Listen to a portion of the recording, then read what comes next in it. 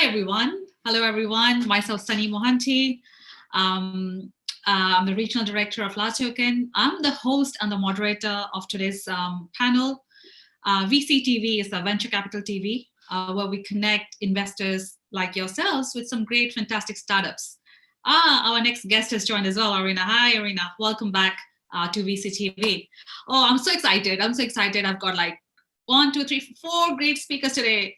I can't tell you how much excited I am. So today's topic is also very special: food tech, food delivery, and food processing. So we're going to talk about investments. We're going to talk about trends. We're going to talk about the challenges, the future roadmap, all around the food industry today. So I'm going to start with the new speaker who just joined us today from Singapore. So start with them. So I think all other speakers today we have Sol from Hi Sol, Israel. Sushma is back from India, and Arina, of course, we know her very well by now. So Lance, I'm going to start with it today because you are the new speaker on the panel. So please start with a short bio about yourself, short intro about yourself, and we go with other speakers as well. Sure. Thanks, Sonny. So hi guys, my name is Lance. So this is pretty much my journey, kind of relevant to food tech aspect, right? So started in 2011. I started as a startup founder in the cloud computing space. Sold that, became a part-time angel investor in 2017. Sold the company in 2018. Became a full-time angel investor. Became an LP in an agri-tech fund. Also focused on food tech, so which is an accelerator based in Singapore and the States, called Grow Asia. So that was by Egg Funder, right? So right now, kind of doing my own fund in another sector. Yeah. So that's pretty much about myself, right? So feel free to ask me any. So just to share a little bit more, today for me, just a disclaimer, right? I'm actually sharing from the perspective of an LP, which is an investor in a venture capital fund, rather than as a GP, which is managing the fund itself. Yeah, so that's about me. Great, thank you, Lance. Thank you so much. You can stop sharing now. Excellent. Thank you for that introduction, and welcome to VCTV again. We're going to hear more insights from you later on as we go. So next speaker whom I'd like to have an intro is Sushma. Hi, Sushma. Are you back after a short gap? So just want to know, I was speaking like, no. Yeah. No, thanks so much, Sony. It's always fascinating to be on this show, and always your panelists. I always learn more than I have to share. So I'm looking forward to this evening session. Yeah, great, Sushma. So Sushma, you represent a fund in India, right? Yeah. Okay. So quickly, introduction. I thought since I've come here so often, people might have heard me before. But yeah, I'm Sushma. I'm a partner at an India-based fund called Avishkar Capital. We are one of the largest impact platforms in our country. We largely focus on 3 key sectors: financial inclusion, food and agri-tech, and essential services. And food and agri in a country like ours is extremely important because a lot of livelihoods depend on it. Right. And therein lies the opportunity as well. There's a lot of exciting things happening here, and I will be happy to share them through the evening. Excellent. Thank you, Sushma, for that introduction. Next, I have Sol from Israel. Hi, Sol. Welcome back. Yes, thank you so much. It's great to be here again. I'm sorry Charlie's not here, but anyway, that was an inside joke. In any case, my name is Sol Orbach. I'm in Jerusalem, Israel. We have a fund called the Elul Fund, which is a social impact fund, looking at various different things. We try to serve, we try to provide capital to underserved communities here in the Jerusalem area, but we also look at some more interesting social impact problems. One of the reasons I'm here today is because I have particular interest in sustainable food, and how that comes is particularly my personal interest in sustainable food is in alternative proteins. Anyway, I look forward to speaking about that together with this esteemed panel and helping some people understand a little bit more. Thank you so much. Excellent. Sustainable food is something new for me. I'd like to hear more from you. Thank you. Thank you, Sol. Last but not least, Arena. Welcome back to VCTV. How are you today? Is it still dark outside? Yes, it's dark. Yeah. The puppies are running outside, so it's all good. You know, it's kind of coming up. The sun is coming up. Thank you for having me back again. I always appreciate being a guest here. My name is Irina Litchfield. I am president of Lumeria. Lumeria is where capital meets innovation. It's a growth. We believe that democratization of opportunities and investments is necessary, and so that's what we concentrate on. So growth cycle companies that's what we dedicate our attention to. I'm founder of Blockchain Cubed. It's a blockchain integration company. So we basically build infrastructure for solutions for traditional companies, usually finance, but here and there we do provide services for other industries as well, blockchain solutions. And it's a pleasure to be here. Excellent. And because of this astronaut right behind you, just have to add on heavily investment, explore innovative products, space tech, right? I mean, you invest into space tech as well. Yeah, well, space, we are really kind of at a point to where integrations of different verticals is the key. And that is becoming a reality more than ever before. And, for example, space industry now heavily moved into a food tech, interestingly, right? And so we're seeing a lot of verticals where people were only concentrating on kind of their industry, realizing that there are many solutions for other industries as well. And so what I specifically appreciate is that we're finally starting to see integrations of innovation. So the industries are kind of becoming mushed into together, and it's really hard line to draw, what industry is it, right? So, and let's take blockchain. So blockchain application solution for food supply chain, right? Is that a food industry or is it a blockchain industry, right? Is it food tech or, where is it? The same with shipping. So all these innovations, the age of integration of innovations, I think, is what we're experiencing right now. I think you brought up a very right point, and blockchain can cut across many industries, food tech, supply chain, fintech, you just name it. Yeah, let's talk in more details about that later. I'd like to start with Lance first. Hi, Lance.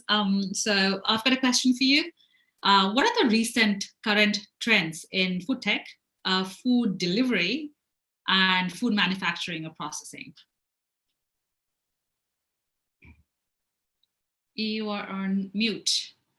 Yeah, okay. So just sharing a little bit from what we see in terms of the current situation, at least based on what we kind of see from a global perspective.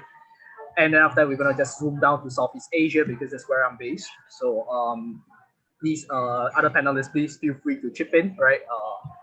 So when we talk about global trends, right, what we realize is, we talk about innovative food startups, food tech startups, they are raising way more money, right, compared to back in 2019. So within 6 months itself, you're already seeing the numbers exceeding, right, 2019 numbers.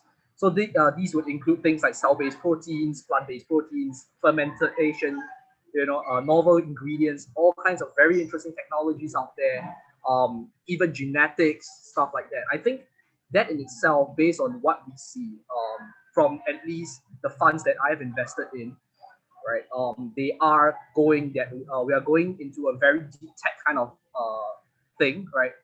And I wouldn't be surprised to see a lot more biotech coming up, right?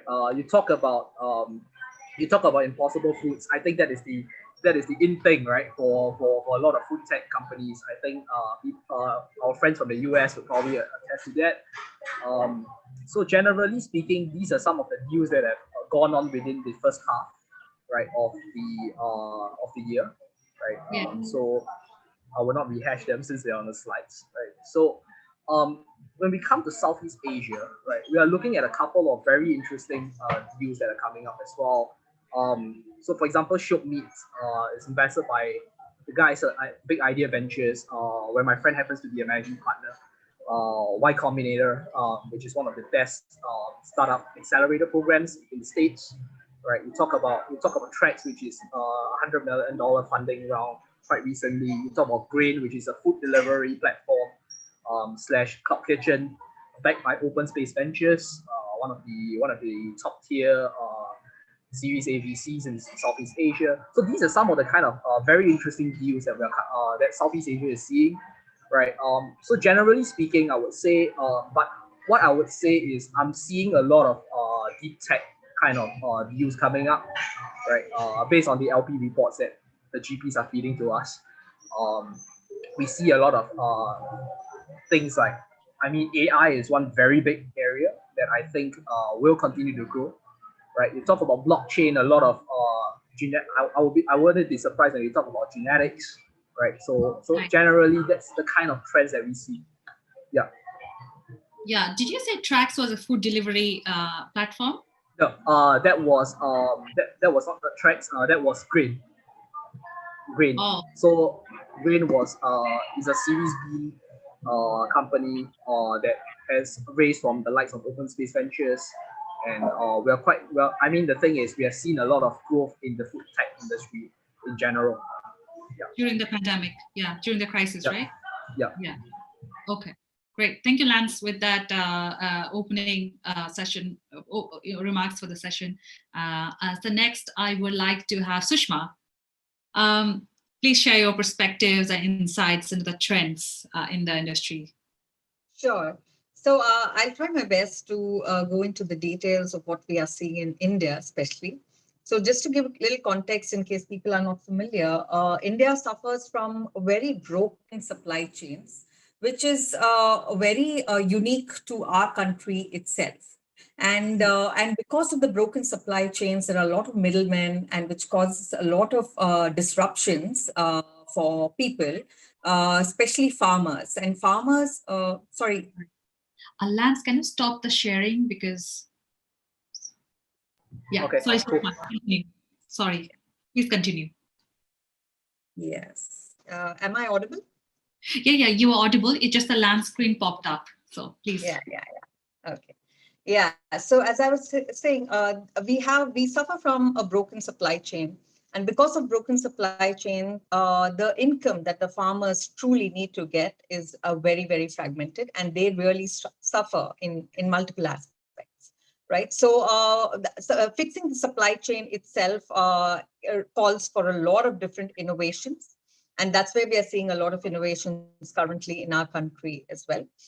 In addition, we are seeing a lot of innovations in more high-yielding, hardy crops. So that's where food tech is playing a big role. In some cases, we're actually going back to more traditional grains, which are very traditional to our country, our soil conditions, our weather conditions, which in the past had completely been ignored because of big food companies coming and telling us what to eat, how to eat, what to grow. So some of the grains like corn was not local to our country, and we switched to new food which is not part. Hello. So have we lost Sushma? Yes, keep going. I think she's back. I think she's back. Hi, Sushma, you're back. Sorry. Yeah. Yes, sorry about that. Yeah, so basically I'm talking about food tech, where there are new food items that are being introduced into our ecosystem, which were actually traditional grains, which is now reintroduced, and farmers are now more happy to explore that because the kind of income that they're getting from these food grains is far better. And the yield that they're seeing is also far better. So these are very important technologies that are being introduced. Now coming back to satellite and drone, they are playing big roles because in digitization, one of the problems that we face is we have a very poor digital footprint, whether it's on farm data, farm growing data, weather condition. And this is where, satellite data are playing very big role in consolidating and aggregating this and making it available in the hands of the right stakeholders.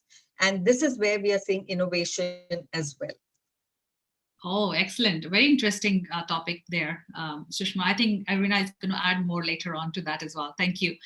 I'll go to Sol. Sol, please share your sustainable food insights. Right. So, yeah, the basic situation is that the food supply that or the meat supply, the animal-based food supply that we have, has a shelf life to it. In other words, we're going to be running out of animals to eat at a certain point in the future. And the race is on right now. I mean, depending on who you talk to, they're talking about within the next 100 years, and maybe even less than that, within the next 30 to 50 years. So, whether it's, how true it is, I don't really know. I can't judge that. But that creates a race to find alternatives that people will consume, right? In other words, there has to be a similarity in texture, in taste, right? In nutritional value, right? To the thing that you're changing, right? So it creates a race to find those alternatives that we can use. Now, currently, the alternatives are coming from either plant-based, right? Cultivated from meat cells, so taking regular meat cells and then what's the word I'm looking for? I forgot. Kind of what? Did you just say meat supplements? Yeah, you take real cells, right, and then regenerate. What? Yeah, cell-based food tech. There you go, and you regenerate new meat from it, right? So that, in other words, that solves one problem, the problem of, okay, we're not going to be able to grow enough, but if we have enough cells, we can regenerate from the cells new meat, right? Plant-based, which you have a much greater capacity to produce, right? The problem is it's not meat, it's a plant. So, if you like tofu, the example is tofu. How many people really like tofu? Well, I'm talking to Asians, so that's not a good example. Right? But I love it. in America, I think Lance is going to agree with me as well. Tofu is a staple diet. Right. I happen to love tofu, but I'm unusual. My wife can't stand it; she just won't eat it. But so there are people. The texture and the taste has to be equivalent, but the plant-based, you have a lot more space to grow crop, right, than you do to grow animals. So the problem is, of course, that which is going to win and which one is going to happen fastest, right? So the trend right now is really kind of taking those different kinds of, thinking up those different alternatives. I'm dealing with a couple of companies that are really taking different approaches to it, finding different plants that they can, protein-enriched plant life that they can use as a basis for creating new kinds of edible, tasty, nutritious meat. And it's not always so easy because there's a real transformation process that has to take place. So a lot of the R&D right now, right, you have a couple of, as Lance showed, some of the companies that are generating really big dollar investment dollars, right, because they have some sort of plan that indicates that they can create something that is tasty, edible, and nutritious, right? And many other companies that are searching for those secret ingredients, they're not really secret, but unknown ingredients that they can use to convert to real meat. And this is the race that's going on right now. So there are some early leaders in the market, but no winners yet. Right? It's a very open space, and that's why so much money is being bet right now on so many different companies, because the market. There are 7 billion people on this planet or so. I mean, I don't know what the exact number is, but somewhere around there, right? And they all have to eat. And that's the biggest market that you can possibly imagine, right? So this is a huge game. And we're still really at the beginning of it. We're just in the baby steps of it. And we're going to see a lot of change, if you ask me. I think there'll be a lot of change over the next few years in terms of who's positioned where and what are the eventual winners in this thing. So that's one side of it. Now, I'm taking up a lot of time and I want to stop, but the whole other side of it is the distribution of it. In other words, the fact that you may have a product still has to find distribution and shelf space. And retail shelf space is one of the most competitive markets that you can possibly imagine, right? So having a very good idea that creates a very good product is really only half the game. And the other half is getting that product onto the shelves so people can eat it. And that's a whole nother level of money that's required, because the supermarkets that are the main distributors of, you know, products, or supermarkets, or whatever they're called, wherever you are in the world, like, you know, a little shop, right? They want you to pay for that space. Right. So, you know, the development of the products is one game. The distribution of the products and marketing of the products is going to be a whole separate game. So I think we're in the beginning of a very, very exciting marketplace that is starting to show some real steps, but we're still at the very beginning.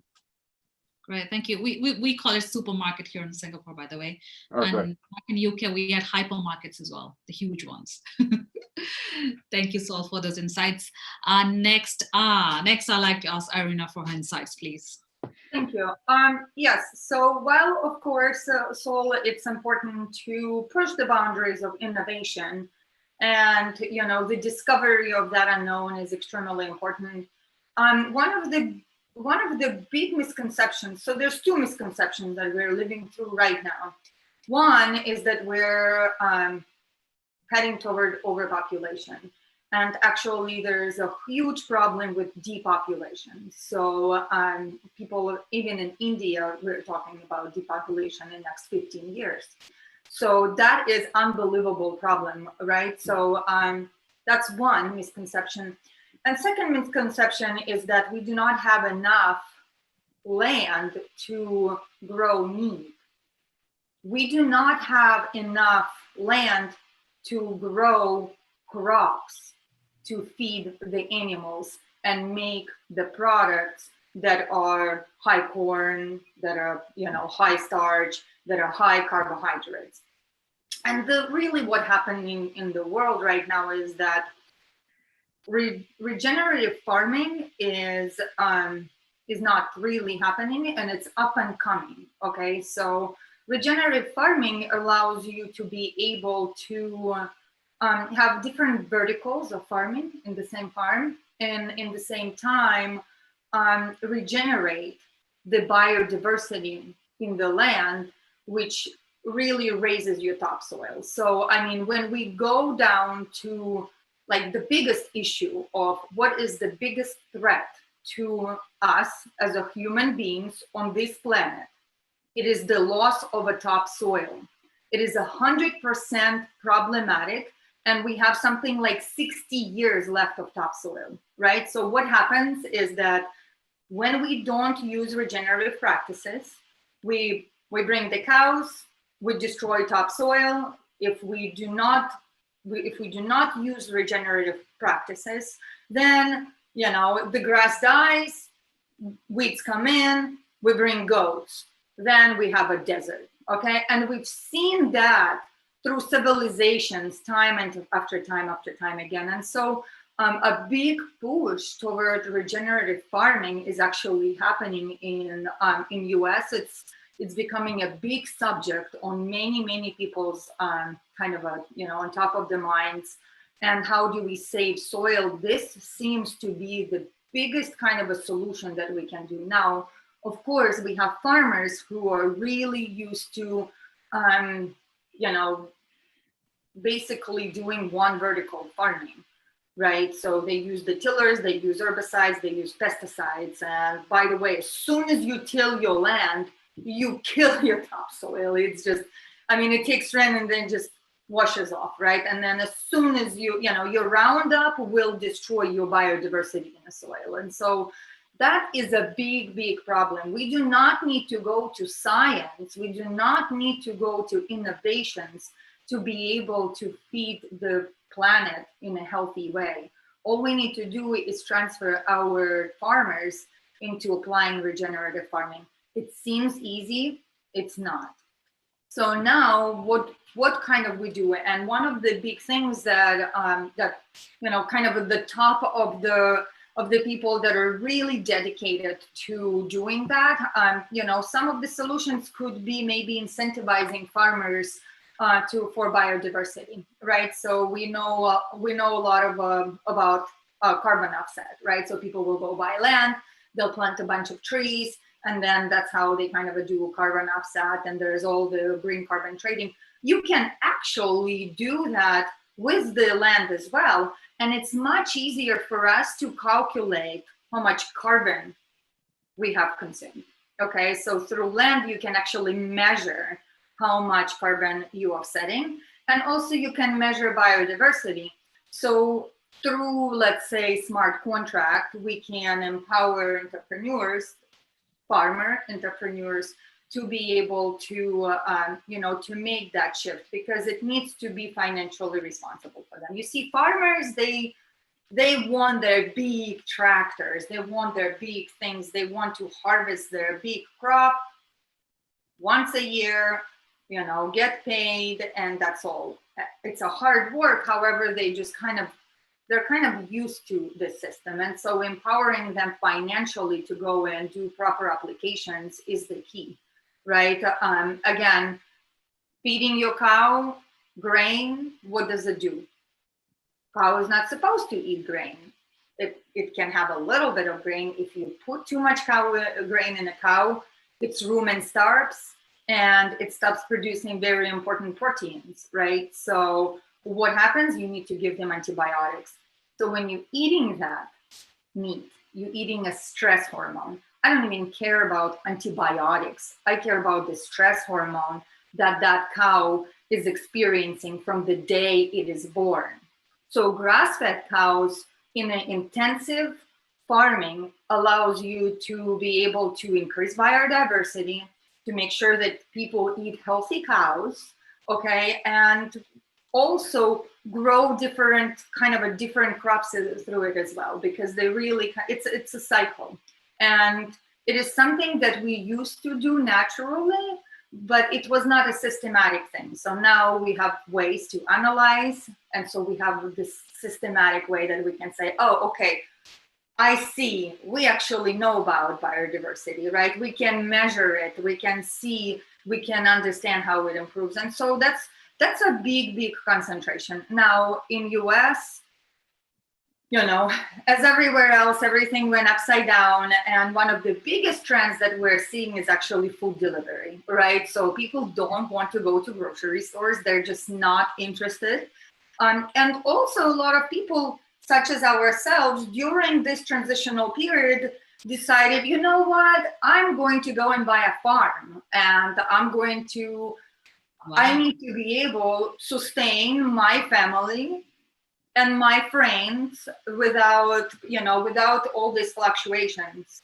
And so we're seeing this big, big shift. In America, 60% of land is going to be transferred in next 10 years. Average age of a farmer, and now farmer is not the person who is working very, very hard, that's a worker, that's a farming hand. I'm talking about the landowners, okay? 60% of land will be transferred, and the average age of the farmer is like something 70 years old. I mean, these are old people that are not going to change their ways. And so what we're seeing, a lot of younger people, younger generations who care about the regenerative farming, coming in and buying sections after sections after section. And section is, by the way, is 500 acres. So that's how, when you're a farmer, you measure in US, you measure your land by this section. How many sections you have is like the way. And so that's what biggest opportunities that we're seeing here in America. It is kind of the push toward the regenerative farming, while also kind of the delivery, and of course the connectivity. I think we talk about farm to consumer, but the farm to farm is extremely important. So there are several people that are building marketplace where bargaining system can make it to where if you have a tractor, okay, you can actually, if you have a cow and you want chickens, you can actually swap them for each other, right? Right, and that marketplace is actually very important, and it is possible again with tokenization, because remember that single source of truth, the smart contract, allows us to eliminate the trust and allows us to eliminate that friction. Absolutely. Yeah, I think the livestock tokenization is a big, big area. Thank you, Rina. I mean, you've just covered everything, the whole ecosystem around marketplace, food tech, food processing, and food delivery. Thank you so much for those. I'd like to quickly ask Sushma, because obviously India, from an India perspective, a lot of farmers, a lot of agriculture farming. Would you like to, can you just share some insights in continuation Sure. with what Rina? No, it was fascinating to hear the American way of farming, and it's very, very different at home in India, because most of the farmers are small and marginalized farmers.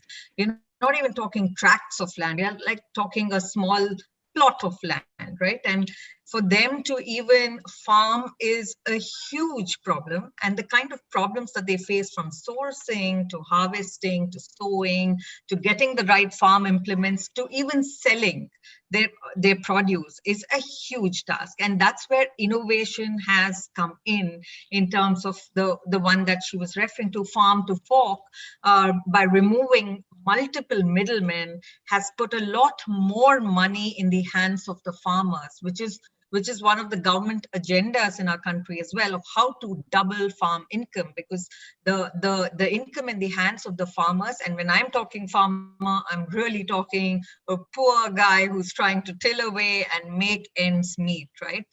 And so the focus is on how to improve farm incomes. The other big problem we face in our country is most of our farmland is rain-fed, and therein lies the problem. Climate change is something we cannot ignore.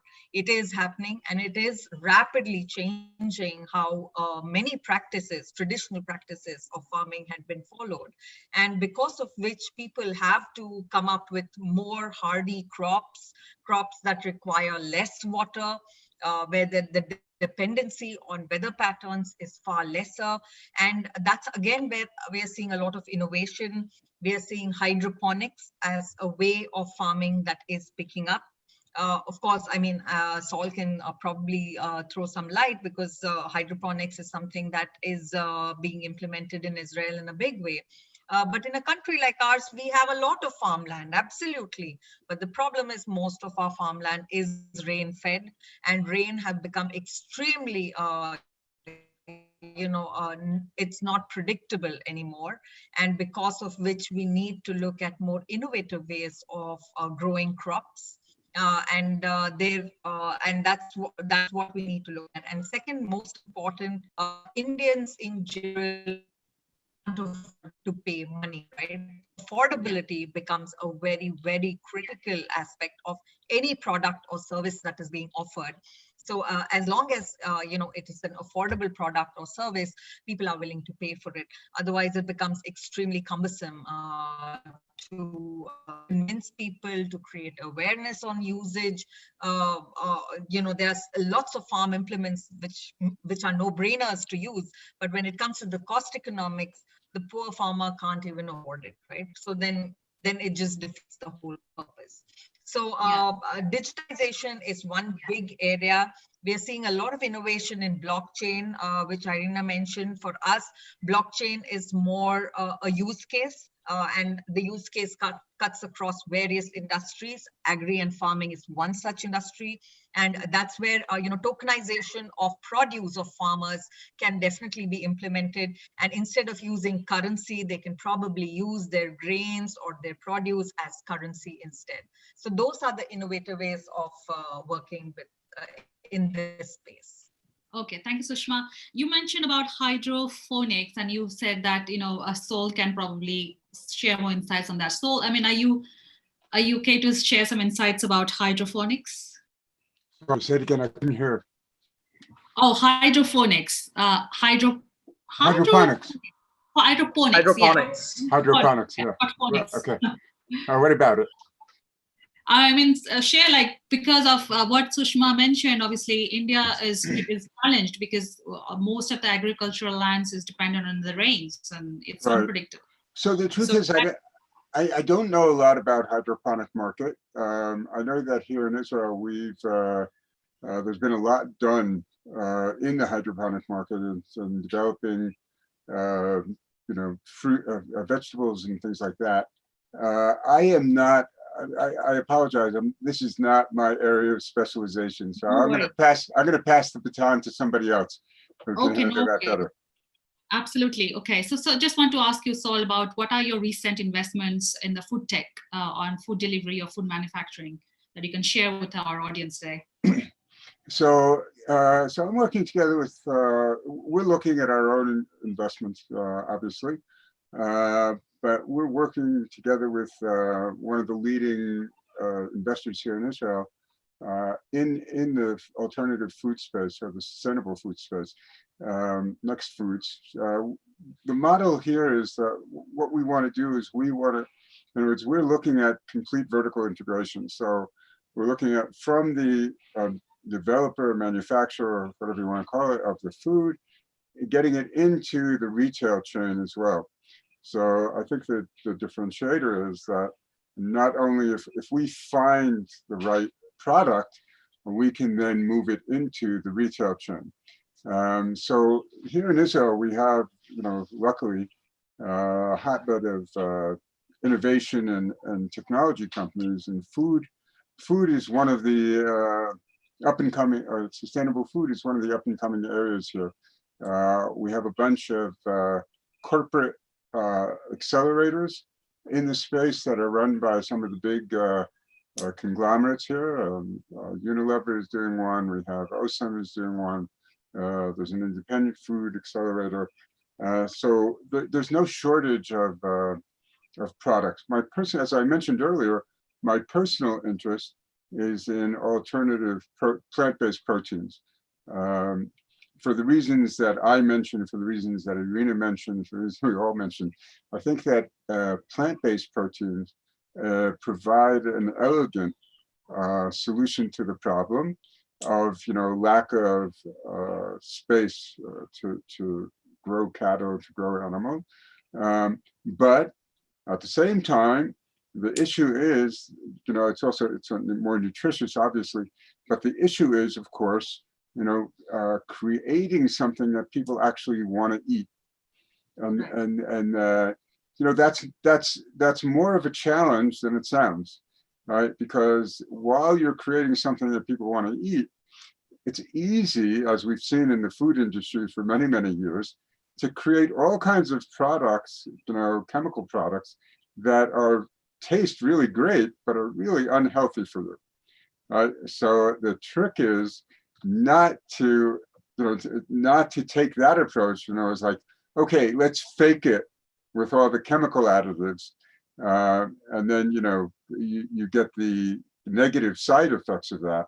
The trick is to be able to convert it without all of that, right? Keeping it natural, right? There's some plants that the crops you can grow over and over and over again, right? So, you can grow crop, and some things that we're looking at, we can grow crops 3 or 4 times a year, right? In the same space. We grow it, harvest it, grow it, harvest it, grows, harvest. So that becomes a more sustainable long-term solution or source of raw material. But again, the question and the challenge right now is taking that raw material and converting it into tasty, nutritious, right textured kind of product. Once we do that, and then we have some opportunities to market the products as well. So that's where we are. Thank you, Saul. I really like the way you emphasize on tasty. Of course, food has to be tasty. Sure. Yeah, thank you so much, Saul, for that. Lance, I'd like to ask you, because obviously you recently mentioned about a blockchain investment in the space. So I'd like to ask you, smart contract and blockchain technology, how can that be beneficial in the to the food industry? All right. So from what I can see, right, typically I do see a couple of areas that we can go for, right? One is the more obvious one, which is more fintech, supply chain stuff, right? And I think the other panelists have covered very much into it. But another one that I do see interesting is probably in the field of genetics, right, of crops and all that. Today, I think we see a lot of GMOs. Although honestly speaking, I see that a lot of these GMOs are not being taken up very fast, right? Although because of certain concerns or another, right? But I think when you have all these smart contracts and all that to kind of lock in and say, hey, this particular thing is non-GMO, or is it modified in what area, right? Is there, so it kind of tracks the risk, right, of certain superbug spreads and stuff like that. So I think that is going to be something very interesting, but that will be something very interesting, at least for me, right? But I'm not sure what the other panelists will say, right? So in terms of food tech, if I may just jump back a little bit, backtrack a little bit to what Saul was saying, right? Yeah. What we see is, I would say that actually food is very much a three-dimensional thing, right? On one dimension, you have the nutrition, how nutritious it is, which is why we created things like golden rice and stuff, right? You have the second element, which is what he mentioned as well, which is very much on the taste, right? Is it tasty enough, right? Are consumers going to adopt it, right? So I always like to tell people, startups that I meet that, you can produce the best product in the world, but if you can't get customer adoption, you are going to be out of the game very soon, right? So the third thing that I think also is important is because of the affordability issue, right? Today you see a lot of those cell cultured meats and stuff being really, really expensive. Hopefully the price will come down in the near future. I think with competition and stuff, it's going to come down in the near future, but probably not anytime soon, right? So probably in the next couple of years, but not anytime soon.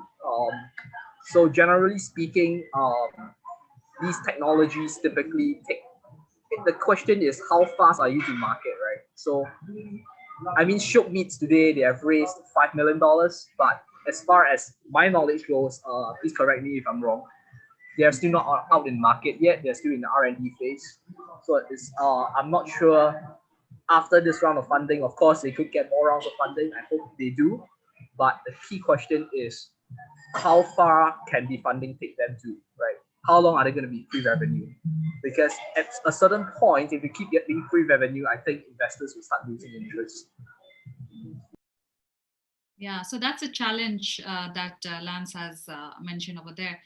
Anybody on this panel has any questions for other speakers? Any burning question that you have? Because this is a community of investors we're talking to. So any questions for any other co-speaker? Sushma, Lance, Rina, Sol, I'm just putting on the spot. No, I do have a question because, I don't get the opportunity to talk to people all around the globe and such talented and, well entrenched into their context investors. So there's a lot being spoken about alternate meat or plant-based meat. While, yes, I understand the Western phenomenon and the concern on, because it's largely a meat-eating population. In Asia, what are the kind of innovations that you are seeing? Because the kind of food consumption again is very different. Again, the focus on pricing is very different. So how do you see both of them evolve in an Asian context? So who would like to take this question? From Sorry, Sushma, can you repeat the last part? What were the two parts that you wanted to know the answer to? So, the question is more in an Asian context, because I understand from a Western context, people do consume a lot of meat, especially the cow meat. But in an Asian context, the kind of meats that they consume is very different. And so, can a plant-based alternative be figured out for it? And second is the price point. So as I had mentioned, Indians tend to be very price conscious, and I'm guessing it's very specific to India, but Asians in general are also price conscious. So how do you see the convergence of technology and price coming in? Right. So I think that's a really good question. I appreciate it. So there are really two parts. The first part is about the eating habits of different people from different places. So I really don't know what the eating habits of Asian people are, but I'll just, for an example, right? So in America, where I grew up, where I lived for much of my life, so we eat a lot of cows, and not Jewish people, maybe some Jewish people, not me, they eat pig, like bacon and stuff like that. So I don't know what they eat in Asia, if it's not cows, or pigs, I'm not sure what the meat is. But so it's mostly chicken and goat. Okay, chicken. So like here, guys, the chicken is the majority of meat that people buy and consume. Right. So it's like the number one. Yeah, I should have mentioned chickens and turkeys, because especially okay. Thanksgiving up there. Anyway, so I am mostly a vegetarian, as it turns out, and I eat alternative meat foods all the time. So we have a company here that sells, fake meat and fake chicken and fake, you name it, whatever you want, you can basically get. So they are a tofu and seitan based product company. So they take tofu and they take seitan and different kind of plants like that. And then they have the ability, of however they do it, right, to create the taste and texture of the food that they're imitating.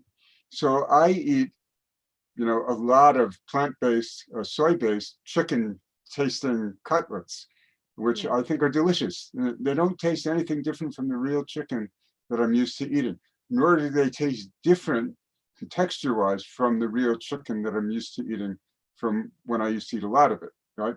So you can, and I remember when I lived in California, there were a couple of vegan restaurants that recreated a Chinese vegan restaurant. Anything on a Chinese menu you could get, and it was vegan.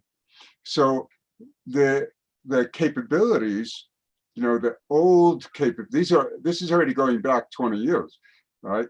So the capabilities of taking plant-based food and converting it and into imitation meat foods, right, that taste the same and have the same texture, more or less, right? Not everything was exact, but it really tasted good enough. That's already known. That's known, right? So today, that's not the challenge, because that they know how to do. Today, the challenge is to take new sources of protein, right? Other alternative proteins that people aren't using, and to create that have a lower price point, as you point out, right? And then take that same knowledge of how do I take a soy-based product and make it taste like chicken or steak, right? How do I take these new protein alternatives and make them taste as good, right? But at a lower price point. Now, so the know-how to do that exists. It's the new products or new sources, new raw materials that have to be worked at to achieve the same result. In terms of the price point, I think that mass production, right? Once something is in the beginning, we know that the cost of customer acquisition is usually quite high at the beginning, right? When we're looking at acquiring customers. But as that product, whatever it is, as that gains popularity, the cost of customer acquisition goes down and lifetime value goes up. So it's the same thing with introducing a new retail product, really, right? When you introduce a new retail product, so you're going to set, usually you'll set the price a little high because you don't know how many are going to sell, right? You're going to have to set it competitively, but you're going to set it on the high side. And what you do is retailers are very good at creating, sales. So the special price, introductory price, 50% off, 20% off, whatever it is, in order to make it more affordable and more attractive pricing. But once those products start to gain traction, and now you're producing them on a mass scale instead of on a limited scale, the economies of scale knock the price down, or as much as the company is willing to lower the price in order to introduce it to new markets or gain market share.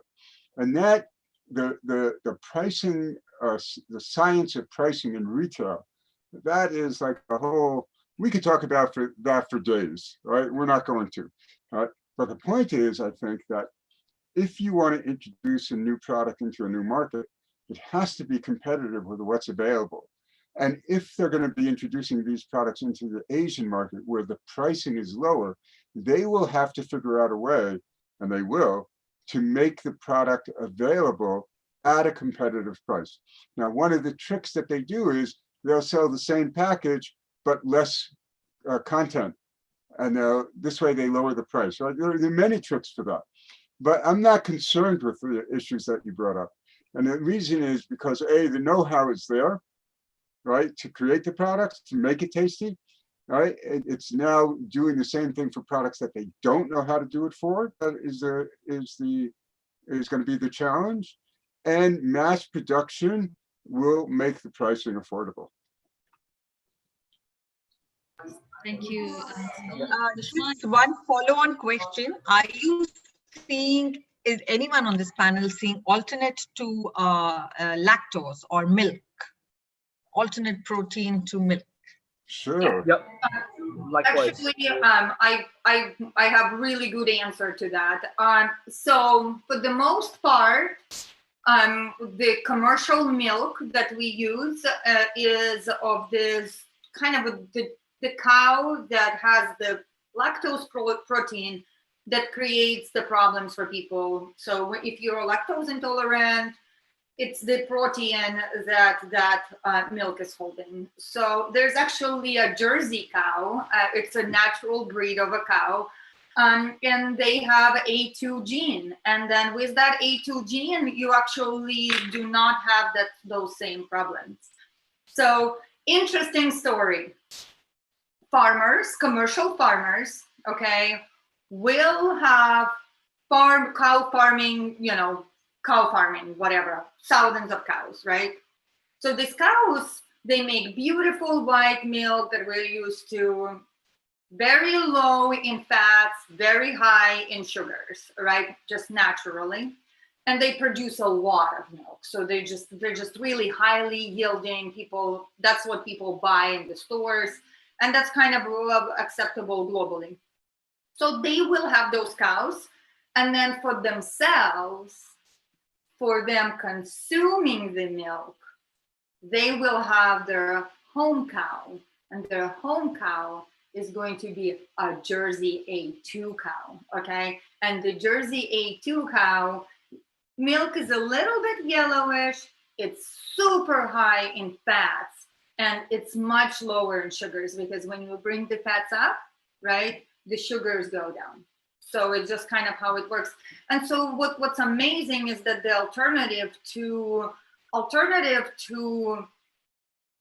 that is naturally there. It's just the consumers and kind of what we expect from cows is different. And so there's in US, there's a big push for for A2 milk, but you can't buy it in the stores. It is simply impossible to buy it from the stores. So you have to find a special farm that specializes in it, and people pay top dollar for it because it's one, delicious, two, it metabolizes better. So the microbiomes that it creates are are in such a way that and by microbiomes, by the way, guys, it's our gut bacteria, right? So if you don't know, so all the answers that we want to seek, the alternatives, we have those answers in the nature. We just need to look a little closer, and most importantly, we must understand the way ecosystem works. Cow is a truly sacred animal. I have a farm, we have a cow. It is such a beautiful animal. It gives us milk, it gives us cheese, it gives us butter. It brings the flavor, okay, to the world. And it does it by eating grass. And then it eats grass, it creates bacteria, okay, in its rumen. And then that rumen, that bacteria is what actually cow consumes, okay, to make that milk. It's beauty. And then when that grass passes through its body, it drops on the ground. And then, you have chickens come in and they dig it all into the ground, and it's just beautiful nature. And then, we cannot reproduce that in science, right? The nature is beautiful in its own way. And we need to start looking back at the source of the nature and understand the gifts that we have there, and understand and really make sure that we not just savor it, but we maximize and we connect back to the nature. We need to connect back to our foods. We're too disconnected. We do not know what the hell is in our foods. We do not understand what's in that. And, people's bodies are just collapsing. They're collapsing, and we don't know the effects. We do not know the effects of a lot of things that we're talking about. The lab-grown meats could be an answer, but we do not know the side effects. We know that if you eat natural foods, if you eat natural, balanced meals, your body is designed for that.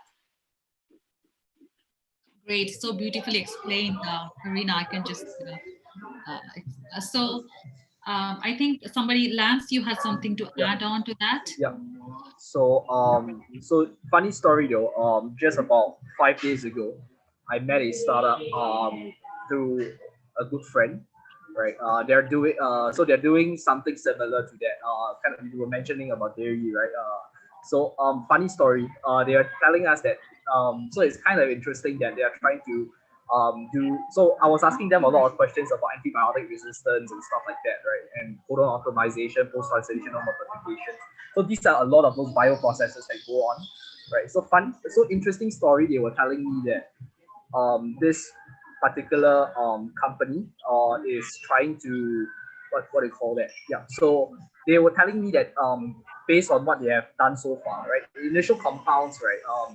They have extra phosphorylation on the casein itself, so that has been advantageous to for calcium uptake, right? So what I see, so they're telling me that the process they start off by creating a unique dairy producing cell, and then they move on to, and then after they do also fermentation and also food product formulation. So I think based on that kind of structuring, eventually, I think it's I think eventually we'll reach there, right? It will become sustainable. But the question is, again, when is it going to go out to market? How fast is it going to go out to market? And number two, how fast are competitors going to catch up? Number three, how fast can you get to scale so that it becomes really affordable for people? So this has always been a very big question that we are trying to find out, right? So if you want to find out, if you want to find out more about this company, we can take this offline, right? So yeah. Great, thank you, Lance. And I think Sol just shared some information. Sol, do you like to quickly explain about this company that you've just shared on the chat?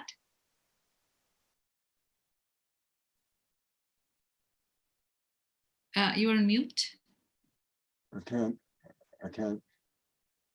Sure. Oh, there we go. Sorry, you want me to talk about Tivol? Tivol is a company in Israel that was started on a kibbutz many years ago. When I first came to Israel in 1979, they were selling their products. They had one or two products. I think fake hamburgers and fake hot dogs, and that was it. Today they have a very broad variety of fake meat products, and the company was bought by one of the main one of the two big food concerns here. So now it is a part of OSEM Foods, Tivall, T-I-V-A-L-A-L-L, which Tiv in Hebrew means natural. So it's all, in other words, the translation would be all natural, Tivall, all natural products. So that's the company. Frankly, I eat it almost every day. The products are delicious. So unfortunately, I'm not a shareholder. But we were, I wasn't investing back then, but it would have been a great investment had I had the opportunity at the time to make one.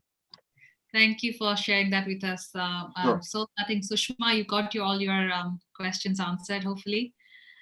This brings us to the end of the session. I think I would like to really give a clap to all the speakers today, because it was a really, really powerful session, in the sense, the kind of information coming out from each of you. Honestly, this is like blown out my mind. Thank you so much for that. So before we close the session, I'd like to ask Lance, what do you think VCTV format is adding value to you today? Has added value to you? Sorry, can you repeat the question again? Because I think there's Lance, a lot of background noise on my side. Yeah, I just want, because you attended, you're speaking on VCTV for the very first time. I just would like to know, how have we, VCTV, added value to you today? Sure. So thank you, Saul. Thank you, Arina. Thank you, Sushma. I really appreciate this opportunity, right, to have an interaction with you guys. Learn so much about all from your angles, different geographies, about food tech. Definitely something that I could take back to the GPs in Funder, right, and share with them some of the learnings that I've gotten from you guys, and definitely looking forward to working together in the future. Hopefully to either through a GPLP relationship or co-investments and stuff like that. Excellent. That's what we would like to hear from our speakers, investors. Thank you, Lance, for those remarks. Sushma, so I just wanted, because this is your probably third time on our VCTV, you keep on coming back, which means we add value to you. So please. As I said, this is the only panel in which I get to speak to colleagues across the globe and get to hear new perspectives to things. And especially for VCs like us, we really need to know what's the next big thing, right? And this is a fantastic forum for that. Excellent. Thank you so much, Sushma. Next, I'd like to ask Saul, because it's the second time. Yes. So... Yes, thank you, Sunny. It was a pleasure being here again. I don't know how many more times I can do this, but if there's an opportunity, I welcome it. It's always great to be with such wonderful professionals and peers. As everybody else has said, it's an opportunity not only to share opinions, but to learn from others and to share our knowledge with the viewing audience. So I really appreciate it, and I had a great time. And if you want me again, please reach out. I'd be happy to do it. Thank you. Thank you, Saul. Sitting in Singapore, I get to know insights from what's happening in Israel. So I would love to have you back. Thank you, Saul. Last but not least, Marina, I mean, I get blown away by what you say. So that's my feedback. Thank you. Well, I appreciate that. It's my pleasure to be here. I love VCTV. I've been today. I have 2 speaking engagements with VCTV, this one and then the US one. I mean, it is such a great way for us investors to connect all over the world. And now that the world removed the ability for us to go to our private gatherings and to be able to really in person, touch up on those things that allows us to have this network. And I appreciate it, because we just had a panel last week, and it was 7 people, and it was so great to be able to just share the link to my calendar and not get spammed, right? So it's just the level of the network that VCTV provides, and it's kind of like becoming like a family, right? As we all coming back, it's almost like we can expand more and more and more, and the world around us is moving fast. The innovations, that which does not work is obvious. Things that were kind of hypothetically not working and we thought would take 10 years to, to change, to be able to bring adoption. I mean, we're seeking the solutions for it right now from entrepreneurs as well, from governments as well, right? So adoption, a huge adoption of many different innovations is upon us, and it is important that we push forward the innovation, because VCs, venture capitalism, I think it's also, there's, the lack of liquidity for venture capitalists, the fact that we need to either, the small market cap is that it's like a whole subject, right? So this also calls for evolution as well. But to me, investors are the fuel of the future, right? Investors are the ones that are pushing forward the innovations, that are pushing forward the boundaries, that are empowering entrepreneurs, they're empowering ideas. And it is so important that we stay connected together and we grow our network. So it's so nice to meet you guys. I mean, it's amazing. I hope to see you soon and we can expand these conversations, because the topics are so exciting. And again, I feel like I can sign up for every single topic, because there is some kind of integration on top of it, there. So it's such a pleasure.